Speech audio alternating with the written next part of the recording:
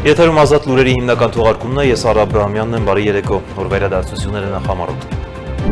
Հայաստանի ու Ադրբեջանի ներկայացուցիչների կողմից իրականացվել է երազ Սադարակ երկաթուղային հատվածի ենթակառուցվածքի ընթացիկ վիճակի համատեղ զննում։ Նշված զնման նպատակն էր գնահատել տվյալ երկաթուղային հատվածի տեխնիկական պիտանելիությունը, նշված է տարածքային կառավարման եւ ենթակառուցվածքների նախարարության հաղորդագրության մեջ։ Հայկական կողմի տարիների համար, բայց նաև շատերիս համար անտեսանելի աշխատանքը վերջապես տվեց իր արդյունքը։ Գերեվարությունից ազատվել ու Ադրբեջանից Հայաստան են վերադարձել 4 անձինք, նրանք անցել են բուժ զննում։ Հայաստանը վերահաստատում է իր քաղաքական կամքը համաձայնեցված շրջանակում ապահովելու Ադրբեջանի հիմնական մասի եւ Նախիջևանի ինքնավար հանրապետության միջև անխոչնդոտ հաղորդակցությունը հայտարարել է Փաշինյանը կառավարության նիստում։ Նիստի մանրամասները։ Կառավարության նիստից հետո կայացել է նաև վարչապետ լրագրողներ հերթական հարց ու պատասխանը, որի ընթացքում Փաշինյանն անդրադարձել է ինչպես ներքաղաքական, այնպես էլ արտաքին քաղաքականության առնչվող մի շարք հարցերի։ Ռուսաստանը Կովկասում եւ մասնավորապես Հայաստանում իր ազդեցությունը պահպանելու համար առաջիկա խորհրդանական ընտրություններին ընդառաջ անցել է գործնական քայլերի։ OS Media-ի տեղեկություններով Մոսկվան $165 միլիոն է նախատեսել արտերկրում փափուկ ուժի ընդլայնման նպատակով ծախսերի համար։ Մրցակցության եւ սպառողների շահերի պաշտպանության հանձնաժողովը 25 թվականի ընթացքում 2 միլիարդ դրամի տուգանք է սահմանել անբարեխիղճ տնտեսվարողների նկատմամբ, իսկ պետական բյուջե վերականգնել 1 միլիարդ դրամից ավելի գումար։ Հանձնաժողովն ամփոփել է նախորդ տարվա ընթացքում կատարված աշխատանքը։ Իրանում զանգված այն բողոքի ցույցերի եւ անկարգությունների ընթացքում 2 հայ է զոհվել, իսկ զոհերի ընդհանուր թիվը հասնում է մոտ 2600-ի։ Ձերբակալվել է ավելի քան 18400 մարդ։ Թրամփը զգուշացրել է խիստ քայլերի մասին։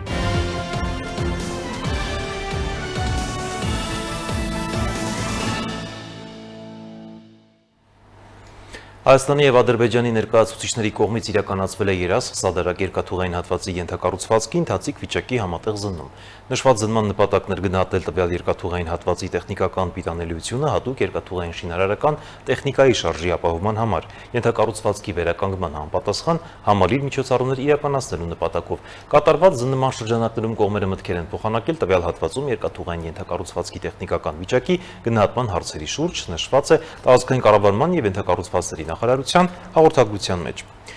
Հայկական կողմը տարիների համար, բայց նաև շատերիս համար անտեսանելի աշխատանքը վերջապես տվեց իր արդյունքը։ Գերեվարությունից ազատվել եւ Ադրբեջանից Հայաստան են վերադարձվել 4 անձինք։ Նրանք բուժզնում են անցել։ Գևորգ Սուջյանի, Դավիթ Դավթյանի, Վիգեն Էլչեջյանի առողջական վիճակը լավ է, միայն Վագիվ Խաչատրյանի վիճակն է գնահատվում բավարար։ Նա լրացուցիչ հետազոտություններ է անցնում։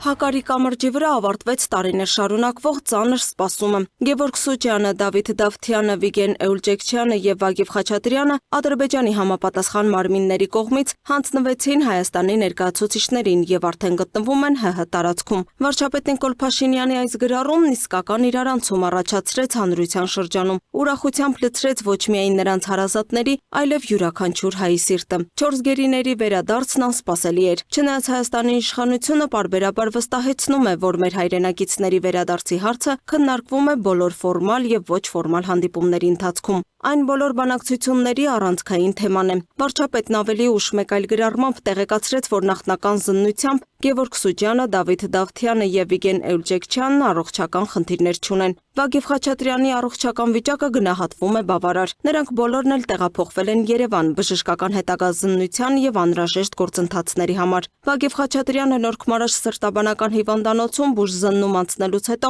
իրեն այցելած առողջապահության նախարար Անահիտ Ավանեսյանի հարցին, թե ինչպես է իրեն զգում, պատասխանել է. Հայաստանում եմ, ուրեմն արդեն լավ եմ։ Առողջապահության նախարարը նշել է, որ վերադարձած անձանց առողջական վիճակը գտնվում է բժիշկների ուշադրության կենտրոնում եւ անհրաժեշտության դեպքում կապահովվի ամբողջ ծավալով բուժօգնություն։ Նրա վիճակը այս պահին իր քրոնիկ վիճակի հետ կապված նորմալ վիճակով։ Պարբերաբար ստուգվել է Ստեփանակերտում, հետազոտությունների արդյունքով հայտնաբերել է այդ խնդիրը։ Այս պահի դրությամբ ունենք տվյալ իրավիճակի թեթև սրացում, այդ պատճառով կգտնվի կլինիկայում, կիրականացվեն համապատասխան հետազոտություններ։ Բաքվի գերությունից ազատված լիբանանահայ Վիգեն Էուլջեքչյանի կինը շտապ ժամանել է Հայաստան։ Ամուսնու հետ հնարավորինս շուտ հանդիպելու համար։ Զվարթնոցոթանավակայանում վերջինս լրագրողների հետ չկարողացավ շփվել։ Ուրախության արդյունքներից խեղդվող ձայնով միայն կարողացավ ասել. «Անչափ երջանիկ է, ուզում է տեսնել Վիգենին, դա ամենակարևորն է»։ Ես շատ ուրախ եմ։ Հիմա միակ բանը, որ ուզում եմ, հնարավորինս շուտ նրան տեսնելն է։ Լիբանանահայ Վիգեն Էլջեքչյանը Բաքվի բանտում 20 տարվա ազատազրկման էր դատապարտվել։ Նա գերեվարվել էր Գորիս Բերքաձոր ճանապարհին 44-օրյա պատերազմի հրադադարից հետո։ Հուզիչ է նաև Գևորգ Սուջյանի առաջին հրապարակային գրառումը հայրենի հող ոտք դնելուց հետո։ Ես ձեզ չեմ լքել տղաներ, հոգիս թողել եմ ձեզ հետ, քանի դեռ գերության դաժան ճիրաններում եք, ես հանգիստ չեմ ունենալու։ Գրել է նա խոստանալով նոր կյանք, նոր պայքար եւ հավատ, որ խենթերն են պտտում մոլորակն առաջ։ Նա մյուս գերի Դավիթ Դավթյանի հետ գերեվարվել էր 2020 թվականի նոյեմբերի 10-ին, Լաչինի միջանցքում հրադադարի համաձայնագրի կնքումից հետո։ Այսօր ես ոտք դրեցի իմ երկրի սուրբ հողին ու այսօրը իմ համար անգին է, ու ես վայելում եմ այսօրը, փայփայելու եւ մեծարելու եմ այսօրվա ամենակնդարթը։ Այսօր միտքս լցնում եմ անծայրածիր երազանքներով, որպեսզի էլտեղ չմնա վախին, կասկածին։ Չեմ կարող այլևս չի լինելու, միշտ ձգտելու եմ ավելիին, քանզի լավագույն աճի համար նախ պիտի ընդարձակեմ մտքի սահմանները։ Այսօրվանից վերհիշելու եմ, որ մինչև առավելությունս չդառնա կյանքիս մոլուցքը,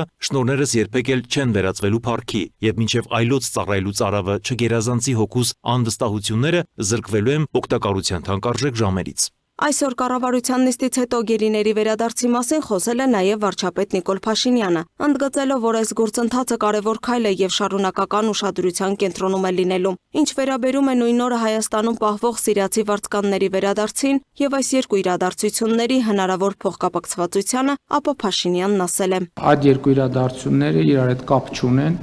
Մենք ուզում ենք եւ աշխատում ենք նաեւ Սիրիայի Արաբական Հանրապետության հետ մեր հարաբերությունների հետագա զարգացման ուղղությամբ եւ այդ թվում մենք հույս ունենք, որ այդ որոշումը, որը բարեկամական որոշում է Սիրիայի նկատմամբ, այդ թվում Սիրիայի հայ համայնքի շուրջ մթնոլորտը ավելի նպաստավոր կդարձնի։ Տեղի ունեցածի կապակցությամբ միջազգային արձագանքը չուշացավ։ Եվրոպական միությունը ողջունել է Ադրբեջանի կողմից Վագեֆ Խաչատրյանի, Գևորգ Սուջյանի, Դավիթ Դավթյանի եւ Վիգեն Էլջեքչյանի հանձնումը Հայաստանին։ ԵՄ արտաքին կապերի եւ անվտանգության ծառայության պաշտոնական ներկայացուցիչ Անիտա Հիպերը X-ի սոցիալական ցանցում նշել է. Սա կարևոր քայլ է Հայաստանի եւ Ադրբեջանի միջև խաղաղության գործընթացում։ Եվրամիությունը կշարունակի աջակցել երկու երկրների միջև հետագա դրական քայլերին։ Կանադայի արտգործնախարարությունը եւս ողջունել է Ադրբեջանի կողմից 4 հայի ազատ արձակումն ու նրանց վերադարձը հայրենիք։ Կանադան ողջունում է Ադրբեջանի կողմից 4 հայ բանտարկյալների ազատ արձակումը որպես դրական քայլ Հարավային Կովկասում արդար եւ կայուն խաղաղության ճանապարհին։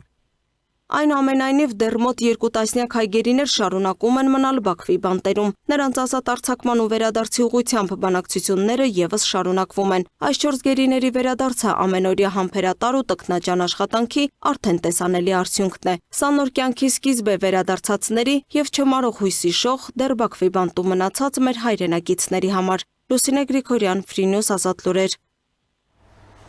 Հայաստանը վերահաստատում էր քաղաքական կամքը համաձայնեցված շրջանակում ապահովելու Ադրբեջանի հիմնական մասի եւ Նախիջևանի ինքնավար հանրապետության միջև անխոչնդոտ հաղորդակցությունը։ Կառավարության նիստի ժամանակ այս մասին հայտարարել է Նիկոլ Փաշինյանը։ Վարչապետը նշել է, որ գործընթացը թե Հայաստանում, թե Ադրբեջանում արագ չի լինելու, քանի որ հասարակություններում դեռ պահպանվում են երկար տարիների հակամարտությամբ ձևավորված խոսույթները։ Միևնույն ժամանակ նա կոչ է արել տրամադրել ավելի գործնական մոտեցում, կենտրոնանալ աշխատանքի վրա, քանի որ խաղաղության գործնական օգուտները կարող են շատ ավելի արդյունավետ լինել, քան տարբեր թեզերի, կասկածների կամ մարտահրավերների շուրջ անվերջ բանավեճերը։ Կառավարության նիստի մեկնարկին վարչապետ Նիկոլ Փաշինյանն անդրադարձավ թրիփի իրագործման շրջանակի վերաբերյալ համատեղ հայտարարությանը, նշելով, որ 2025 թվականի օգոստոսի 8-ի հայտարարությունից հետո սա հաջորդ անկյունակարային հայտարարությունն է, որով խաղաղության գործընթացի կարևորագույն եւ սկզբունքային հարցերից մեկը՝ տարածաշրջանային հաղորդակցության ապաշրջափակումը շրջանային մակարդակում լուծվում է, որտեղ հասցեագրվում են բոլոր սկզբունքային հարցերը։ Հայտարարության իմաստը եւ գործնական նշանակությունն այն է, որ խաղաղությունը շատ կոնկրետ եւ գործնական քայլերով հաստատվում է մեր հանրապետությունում եւ մեր տարածաշրջանում եւ այն այլևս գործնական իրականություն եւ իրողություն է, իսկ այդ իրողության նկատմամբ մեր վերաբերմունքը կամ մեր վերաբերմունքի մասին իմ պատկերացումը նույնն է, ինչի մասին խոսել եմ օգոստոսի 8-ին հաջորդած իմ ուղերձում, մեզ անհրաժեշտ է, որ մենք խնամքով վերաբերվենք հաստատված խաղաղությանը, էլի չեմ կարող չընդգծել, որ գուցե մենք թերագնահատում ենք այդ գործոնը, մենք պետք է արձանագրենք, որ մենք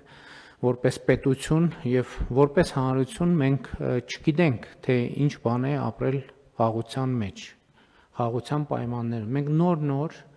քայլ-քայլ սովորում ենք եւ այդ Պրոցեսը չափազանց կարևոր է։ Գործադիրի ղեկավարն ասաց, որ այդ ուղղությամբ պետք է անցնել գործուն քայլերի։ Մասնավորապես TRIP անունով ընկերությունը պետք է ստեղծվի Հայաստանի Հանրապետությունում, նաև մենք պետք է երթուղիները որոշենք, ուղիները որոշենք, կառուցապատման իրավունքների,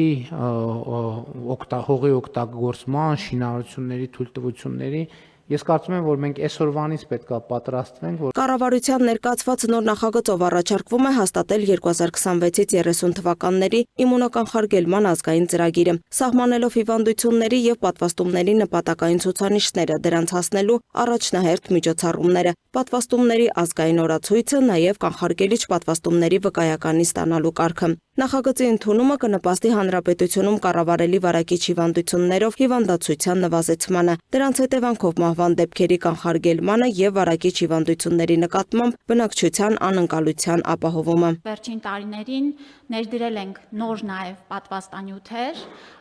ուրեմն ներդրել ենք մեր ազգային օրացույցում վերջին սերնդի ավելի համակցված 6-ավալենտ պատվաստանյութեր, որոնք շատ ավելի ուրեմն զերծ են պահում մի քանի անգամ պատվաստվելու խնդրից եւ պիտի նշեմ իհարկե ջրծաղիկի պատվաստանյութը, որը այլևս մեր օրացույցի մաս է կազմում եւ պիտի մի հանգամանքել նշեմ, որ վարակիչ հիվանդությունների կանխարգելման առումով պատվաստումների եւ նաեւ հանրության մոտ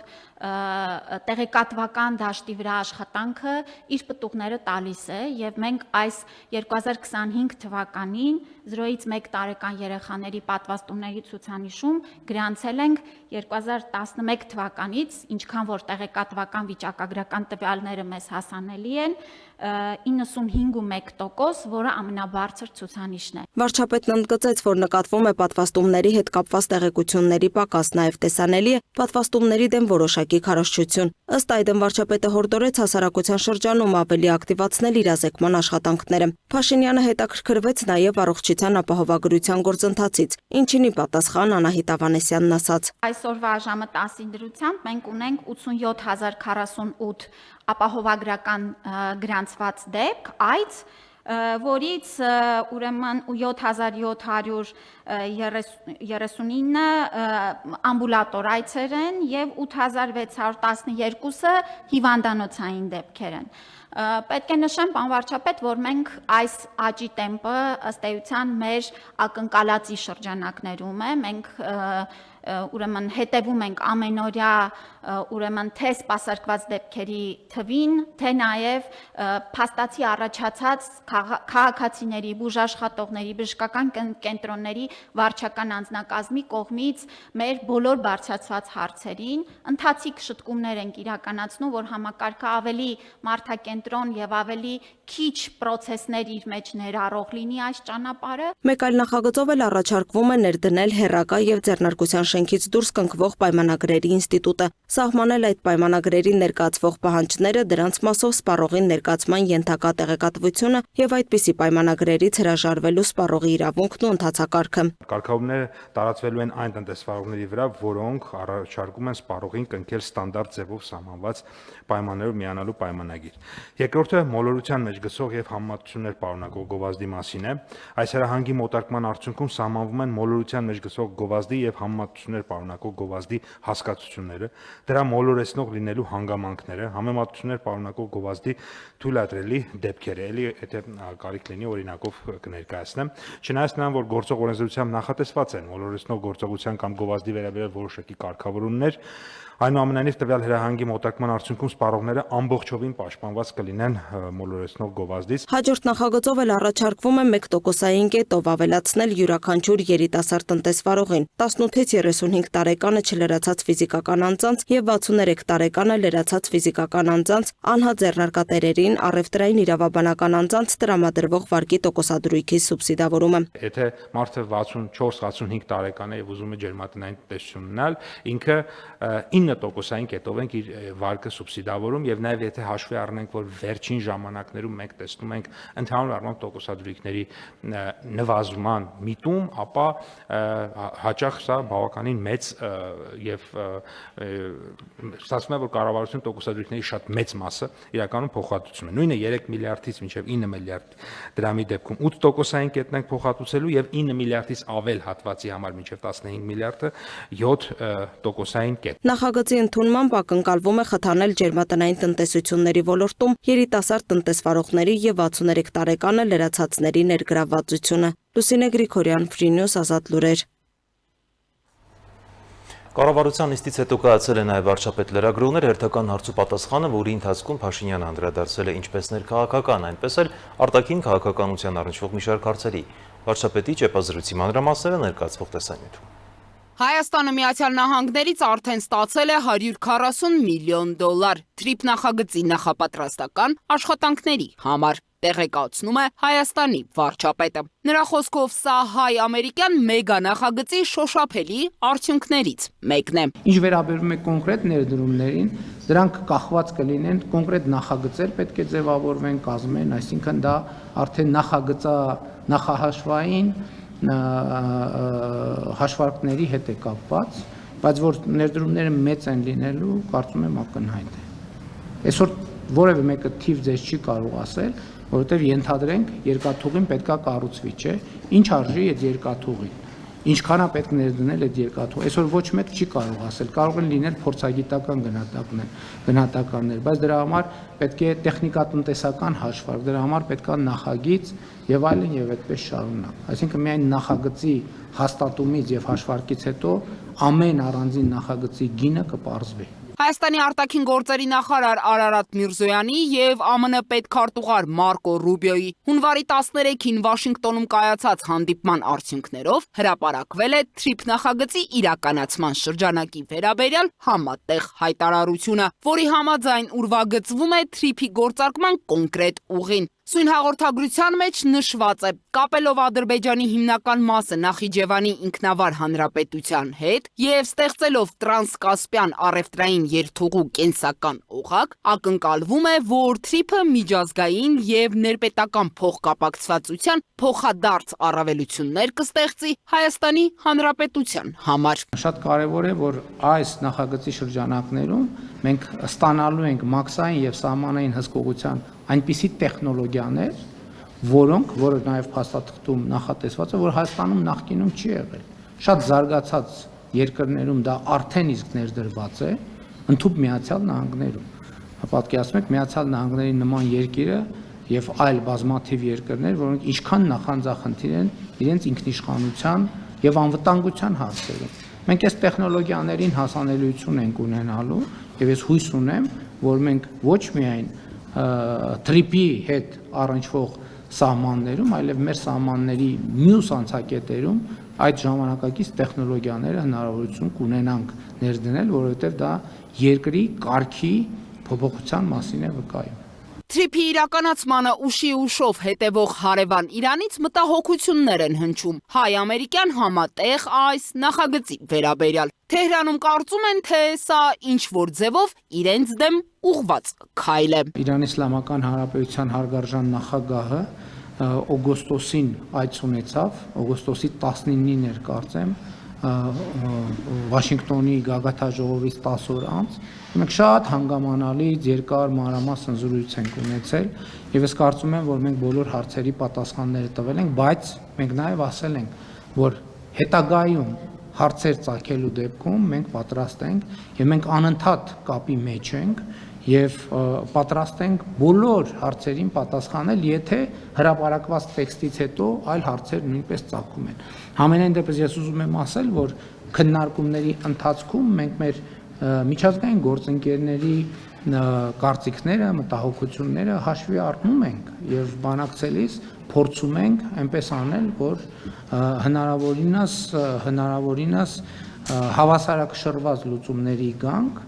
ինչը կարծում եմ այս դեպքում ստացվել է։ Այս համատեքստում հատկանշական է նաև, որ Հայաստանում Իրանի նորանշանակ դեսպանը հայտարարել է. Թեհրանում այնպիսի տպավորություն է ձևավորվում, որ Հայաստանը կարող է դառնալ Իրանի դեմ թշնամաբար տրամադրված ուժերի գործունեության կենտրոն։ Խալիլ Շիրղոլամին դժգոհել էր, որ վերջին օրերին Երևանում Իրանի դեսպանատան դիմաց վիրավորական արտահայտություններով ուղեկցվող ակցիաներ են անցկացվում, իսկ Հայաստանի իշխանությունը դրանք չի սահմանափակում։ Դեսպանը նաև նշել էր, որ Իրանում ընթացող բողոքները ծրագրել են Միացյալ Նահանգներն ու Իսրայելը, Իրանը պառակտելու նպատակով, եւ այսպիսի սցենարում պարտվողների թվում կլինի նաև Հայաստանը։ Նա ընդգծել էր, մինչդեռ ամենածանր ժամանակներում Իրանը աջակցել է Հայաստանին։ Մենք Հայաստանում ընդհանրապես 2018-ից այսքան Հայաստանում երբեք ոչ միտեղ հանրահավաք չի արգելվել։ Եվ մենք չենք կարող առանձին վերցրած մի դեպքում այլ կերպ վարվել, որովհետև դա արդեն իրողություն է, այլ բան, որ մենք այո կիսում ենք, որ արտահայտման ձևերը չպետք է խաթարեն որ Իրանի Իսլամական Հանրապետության եւ որևէ այլ դեսպանատան աշխատանք եւ մենք ուշադիր կհետևենք այդ թվում մտահոգություններին կապված այդ իրավիճակի հետ եւ մեր ժողովրդավարական սկզբունքների շրջանակներում իհարկե բոլոր միջոցները կապահովենք, կձեռնարկենք, որպեսզի բարեկամական եւ եղբայրական Իրանի Իսլամական Հանրապետության դեսպանատան գործունեության հետ կապված որևէ խնդիր չառաջանա եւ ընդհակառակ այն մարդիկ, ովքեր օրենքի գիծը կանցնեն, նրանց նկատմամբ կիրականացնեն համապատասխան վարույթներ։ Ես գիտեմ, որ վարչական վարույթներ են հարուցված մի քանի դեպքերով։ Միացյալ Նահանգներ Իրան առճակատումների ֆոնին Ամերիկայի նախագահ Դոնալդ Թրամփն էլ իր հերթին հայտարարել է Իրանի հետ առևտուր անող երկրների նկատմամբ այսուհետև 25% մաքսատուրք սահմանելու մասին։ Այսինքն Իրանի հետ բիզնես անողները կտուժեն Միացյալ Նահանգների հետ առևտրի դեպքում։ Արդյոք բանակցում եք Միացյալ Նահանգների հետ այս հարցի շուրջ, որպեսզի Հայաստանի նկատմամբ գոնե այն կենսական ապրանքների նկատմամբ, որոնք մենք ներմուծում ենք Իրանից, որոշակի այսպես բացառություններ կիրառվեն կամ առհասարակ գոնե Հայաստանի նկատմամբ ինչ որ արտոնություններ սահմանվի, որովհետև հասկանալի է 25% թանկացման դեպքում ինչպիսի հետևանքներ դա կարող է ունենալ մեր տնտեսության վրա Իրանի հետ առևտրաշրջանառության եւ նաեւ Միացյալ Նահանգների հետ առևտրաշրջանառության ծավալների առումով։ Շնորհակալություն։ Ձեր հիշատակված, ձեր կողմից հիշատակված որոշման բովանդակությանը դեռ պետք է դե յուրե բովանդակությանը պետք է ծանոթանալ։ Մենք ծանոթանում ենք բովանդակությանը եւ ըստ անհրաժեշտության կոնսուլտացիաներ, խորհրդակցություններ կսկսենք մեր բոլոր պատեհ առնչվող գործընկերների հետ։ Դիանա Դավթյան, Տիգրան Ղազարյան, Free News, Ազատ լուրեր։ Կարդացեք փաստաթուղթը իսկապես լավն է, այդ մասին Facebook-ում գրել է արտաքին գործերի նախարար Արարատ Միրզոյանը, լավն է Հայաստանի համար։ Մեր երկիրը ապաշրջափակվում է եւ դառնում միջազգային մեծ լոգիստիկ ուղիների կարևոր հանգույց, եւ դա ոչ որևէ կերպ Հայաստանի Հանրապետության ինքնիշխանության, տարածքային ամբողջականության եւ իրավազորության հաշվին։ Լավն է այն ընդունող մյուս կողմի Միացյալ Նահանգների համար, լավն է մեր անմիջական հարևանների եւ առհասարակ բոլոր հնարավոր շահառուների համար, եւ դա շատ լավ է, որովհետեւ հակառակ պարագայում այն ուղղակի չէր աշխատի։ Չեմ նախանձում դավադրապաշտներին եւ մեր հանրությանը օր ու գիշեր կործանում գուժողներին, գրել է նա։ Թուրքիա եւ Ադրբեջանի ագնախարարները շուրջ 2 ժամ քննարկել են Միրզոյանի եւ Ռուբիոյի ստորագրած տրիպի վերաբերյալ փաստաթուղթը, այս մասին հայտնել է Թուրքիայի արտաքին գործերի նախարար Հական Ֆիդանը։ Նա նշել է, որ քննարկել են, թե ինչպես է Ադրբեջանը վերաբերում դրան, քանի որ Ադրբեջանի տեսակետը կարևոր է։ Ֆիդանը նշել է, որ նախագահ Էրդողանը նույնպես տեղեկացվել է այս մասին։ Թուրքիայի ագնախարարը նաեւ հայտարարել է, որ Թուրքիան ցանկանում է Ադրբեջանի եւ Հայաստանի միջև վերջնական խաղաղության համաձայնագրի ստորագրում։ Նրա խոսքով Թուրքիան մտադիր է կարգավորել հարաբերությունները Հայաստանի հետ։ Դրա համար անհրաժեշտ կամք կա ինչպես Ադրբեջանի եւ Թուրքիայի, այնպես էլ Հայաստանի կողմից ընդգծել է նախարարը։ Մրցակցության եւ սպառողների շահերի պաշտպանության հանձնաժողովը 2025 թվականի ընթացքում 2 միլիարդ դրամի տուգանք է սահմանել անբարեխիղճ տնտեսվարողների նկատմամբ, իսկ Հայաստանի բյուջեը վերականգնվել 1 միլիարդ դրամից ավելի գումար։ Հանձնաժողովը նախորդ տարում բազմաթիվ բարեփոխումներ է նաեւ իրականացրել։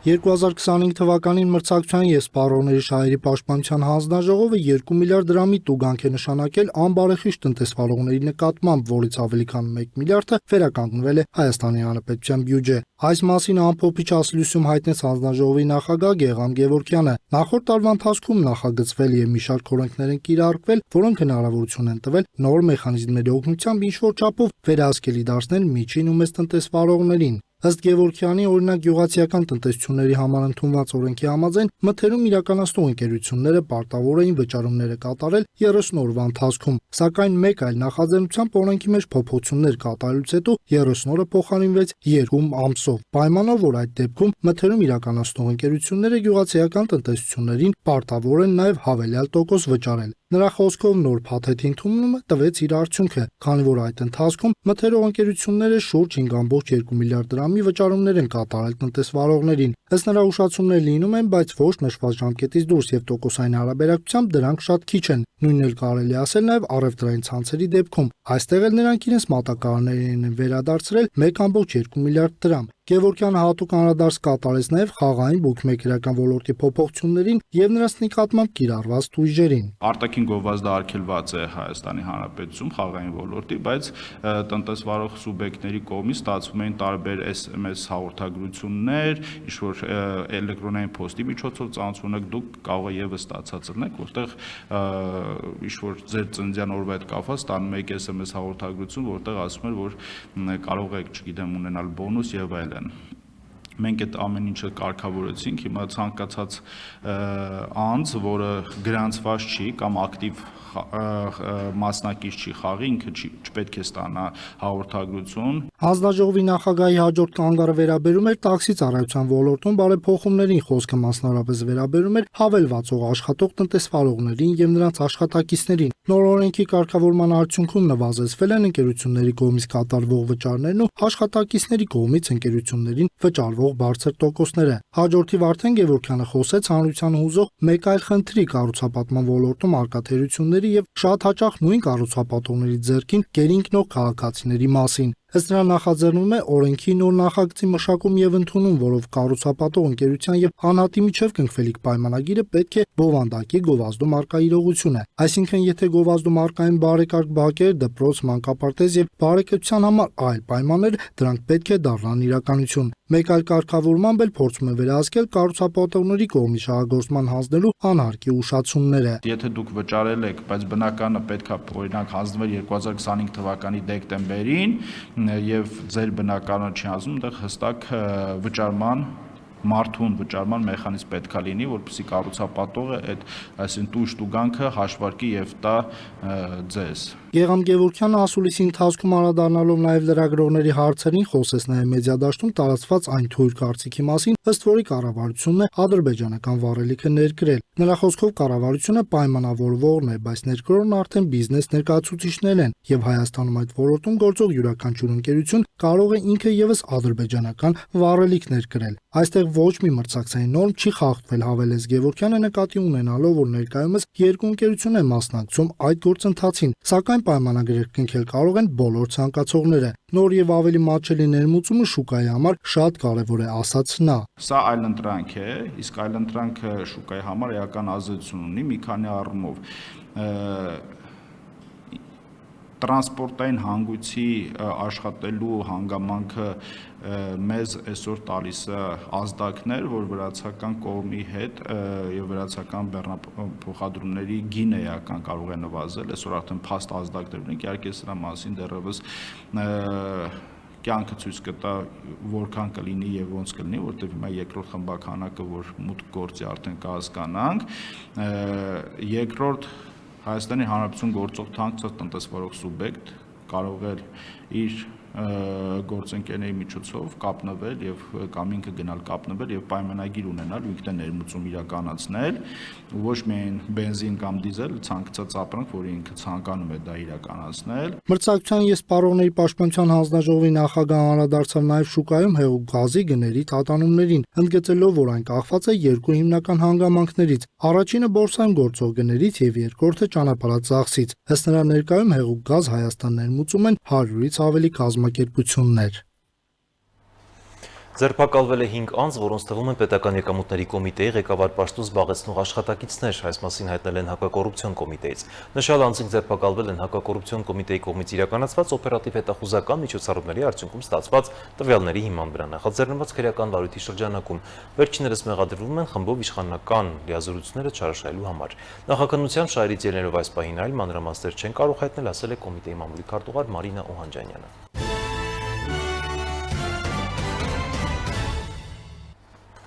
Շարունակում ենք թողարկումը Իրանում զանգվածային բողոքի ցույցերի եւ անկարգությունների ընթացքում 2 հայ զոհվել է, իսկ զոհերի ընդհանուր թիվը հասնում է մոտ 2600-ի, ձերբակալվել է ավելի քան 18400 մարդ։ ԱՄՆ նախագահ Դոնալդ Թրամփը զգուշացրել է խիստ քայլերի մասին, իսկ Իրանի ԱԳՆ-ն հայտարարել, որ ցուցարարներին մահապատիժ ենթարկելու որևէ ծրագիր չկա։ Իրանում իրավիճակը շարունակում է լարված մնալ, տարբեր երկրների իրենց քաղաքացիներին կոչ են արել լքել երկիրը։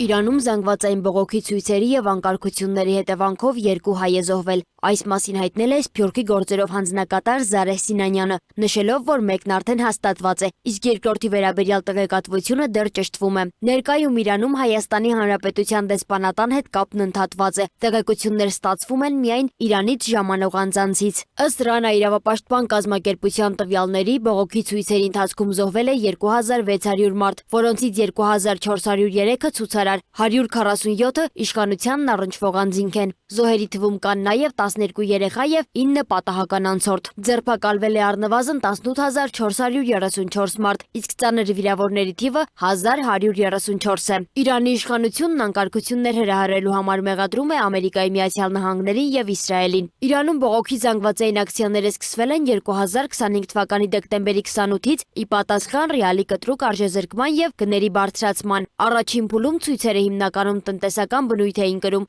սակայն ավելի ուշ վերաճեցին ոստիկանության հետ բախումների եւ քաղաքական պայքարի ընդդեմ Իրանի ղեկավարության։ Reuters-ի հաղորդմամբ Ամերիկայի Միացյալ Նահանգների կողմից Իրանի դեմ ռազմական միջամտությունը հավանական է։ Ըստ եվրոպացի պաշտոնյաների, այն կարող է տեղի ունենալ առաջիկա 24 ժամվա ընթացքում։ Ավելի վաղ Ամերիկայի Միացյալ Նահանգների նախագահ Դոնալդ Թրամփն Իրանում ցուցարարներին հորդորել էր շարունակել բողոքի ակցիաները, վստահեցնելով, որ օգնությունը ճանապարհին է։ Իր հերթին Daily Mail-ը գրել է, որ Ամերիկայի Միացյալ Նահանգներում գործող Միասին ընդդեմ միջուկային Իրանի կազմակերպությունը Ամերիկայի Միացյալ Նահանգների նախագահ Դոնալդ Թրամփի վարչակազմին է տրամադրել Իրանում 50 ռազմական թիրախների ցանկն ու դրանց տեղակայման վայրերը։ Իրանի բարձրաստիճան պաշտոնյաներից մեկն էլ Reuters-ի հետ զրույցում հայտնել է, որ Թեհրանը զգուշացրել է Ամերիկայի Միացյալ Նահանգների զորքերը հյուրընկալող հարևաններին, որ կթիրախավորի ամերիկյան բազաները, եթե Վաշինգտոնը հարված հասցնի Իրանին։ Նա հավելել է, որ Իրանը փորձում է կանխել Ամերիկայի Միացյալ Նահանգների նախագահ Դոնալդ Թրամփի միջամտության սպառնալիքները։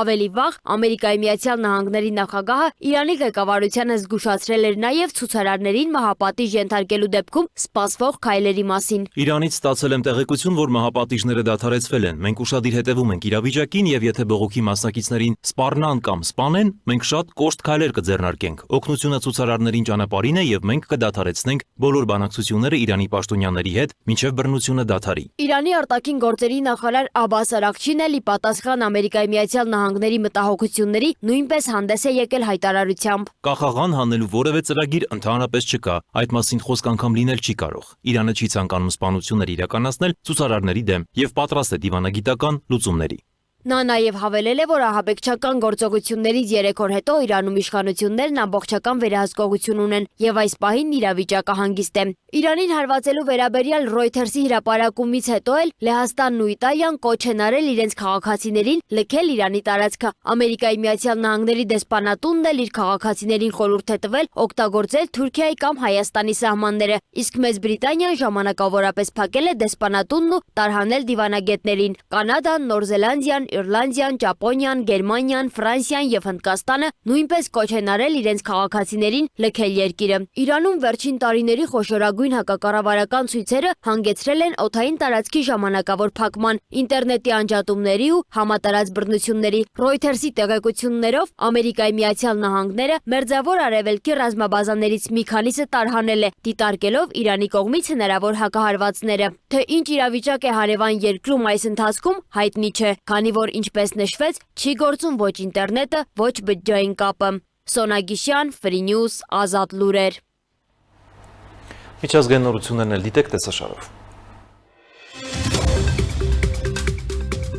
Մոսկվայում Միացյալ Թագավորության ժամանակավոր հավատարմատար Դեյնի Դոլակիային կանչել են Ռուսաստանի արտաքին գործերի նախարարություն։ Նրան հանձնվել է բողոքի նոտա ռուսական իրավասու մարմինների կողմից ստացված տեղեկությունների հիման վրա, համաձայն որոնց դեսպանատան դիվանագիտական աշխատակիցներից մեկը Միացյալ Թագավորության հատուկ ծառայությունների աշխատակից է։ Դոլակիային տեղեկացրել են, որ նա պարտավոր է 2 շաբաթվա ընթացքում լքել Ռուսաստանի տարածքը։ Նշվել է, որ Մոսկվան չի հանդուրժի Ռուսաստանի տարածքում Մեծ Բրիտանիայի հատուկ ծառայությունների չհայտարարած աշխատակիցների գործունեությունը։ Ռուսաստանի Դաշնության արտաքին գործերի նախարարության հաղորդմամբ բրիտանական կողմին նաև նախազգուշացրել են, որ եթե Լոնդոնը գնա սրացման ճանապարհով, ռուսական կողմը կտա վճռական համարժեք պատասխան։ Ամերիկայի Միացյալ Նահանգների նախագահ Դոնալդ Թրամփը հայտնել է, որ Իրանի վերջին շահի վտարանդի որդին Ռեզա Փահլավին չի կարողանա բավարար աջակցություն ստանալ իշխանությունը ստանձնելու համար։ Reuters-ին տված հարցազրույցում Թրամփը նշել է, որ Փահլավին բարի է թվում, սակայն պարզ չէ, թե ինչպես կընկալվի իր երկրում եւ արդյոք իրանցիները կընդունեն նրա ղեկավարությունը։ Թրամփը չի բացառել, որ բողոքի ցույցերի արդյունքում Թեհրանի ներկայիս կառավարությունը կարող է տապալվել, սակայն ընդգծել է, որ ցանկացած ռեժիմ կարող է տապալվել։ Նրա խոսքով, անկախ զարգացումներից Իրանը մտնում է հետաքրքիր ժամանակաշրջան։ Ամերիկայի Միացյալ Նահանգների Սենատ է ներկայացվել օրինագիծ, որով արգելվում է Ամերիկայի Միացյալ Նահանգների զինված ուժերին գրավել ՆԱՏՕ-ի դաշնակիցների որևէ տարածք։ Դա հիմնականում վերաբերում է Գրենլանդիային, որի նկատմամբ հավակնություններ ունի նախագահ Դոնալդ Թրամփի վարչակազմը։ Օրինագիծն արգելում է Պենտագոնին եւ Ամերիկայի Միացյալ Նահանգների պետքարտուղարությանը օգտագործել Կոնգրեսի ֆինանսավորումը ՆԱՏՕ-ի անդամ պետությունների տարածքը շրջափակելու, գրավելու, բռնակցման ենթարկելու, ռազմական գործողություններ իրականացնելու կամ այլ կերպ վերահսկողություն հաստատելու համար։ Փաստաթուղթը ներկայացվել է այն ժամանակ, երբ երկու կուսակցությունների սենատորները մտահոգություն են հայտնել Թրամփի Գրենլանդիայի նկատմամբ վերահսկողություն հաստատելու ցանկության վերաբերյալ։ Սենատից բացի դեմոկրատ կոնգրեսական Բիլ Քիթինգի գլխավորած երկկուսակցական խումբը հունվարի 12-ին նմանատիպ օրինագիծ է ներկայացրել ներկայացուցիչների պալատ։ Ամերիկայի Միացյալ Նահանգների նախագահ Դոնալդ Թրամփը Reuters-ին ասել է, որ հնարավոր խաղաղության համաձայնագրի ձգձգման պատասխանատվությունը կրում է ոչ թե Ռուսաստանը, այլ Ուկրաինան։ Նրա խոսքով Ռուսաստանի Դաշնության նախագահ Վլադիմիր Պուտինը պատրաստ է ավարտել գրեթե 4 տարի շարունակվող պատերազմը։ Կարծում եմ Ուկրաինան պակաս պատրաստ է համաձայնության գալ, նշել է Թրամփը։ Հարցին, թե ինչու բանակցությունները դեռ արդյունք չեն տվել, նա կարճ պատասխանել է. Զելենսկի։ Ուկրաինայում էներգետիկ ոլորտում արտակարգ դրություն կհայտարարվի ռուսական հարվածների ծանր հետևանքների պատճառով։ Այս մասին հայտարարել է նախագահ Վոլոդիմիր Զելենսկին, ընդգծելով, որ վնասները խորացել են նաև վատթարացող եղանակային պայմանների հետևանքով։ Նրա խոսքով վերանորոգման խմբերն աշխատում են շուրջօրյա, իսկ Կիևում կստեղծվի մշտական համակարգող շտաբ։ Զելենսկին նշել է նաև, որ կառավարությունը կուժեղացնի միջազգային գործակցությունը եւ կավելացնի էլեկտրաէներգիայի ներմուծման ծավալները։ Եվրոպական մի շարք երկրներ՝ Գերմանիան, Ֆրանսիան, Շվեդիան եւ Նորվեգիան, Դանիայի հրավերով որոշել են ռազմական ներգրավվածություն ունենալ Գրենլանդիայում, կղզու պաշտպանության ամրապնդման նպատակով։ Նախաձեռնությանը մասնակցում են նաեւ Նիդերլանդներն ու Կանադան, հայտնում է Պոլիտիկոն։ Նորվեգիան կուղարկի 2 զինվորական, իսկ Ֆրանսիան եւ Շվեդիան հայտարարել են եվրոպական ռազմական առաքելության մասնակցելու մասին։ Դանիան ավելի վաղ հայտարարել էր Գրենլանդիայում իր ռազմական ներկայության ուժեղացման մասին, նշելով, որ կղզում եւ դրա շրջակայքում կավելանա ինքնաթիռների, նավերի եւ զինվորների թիվը, այդ թվում ՆԱՏՕ-ի դաշնակիցների մասնակցությամբ։ Այսքանը ցտեսություն։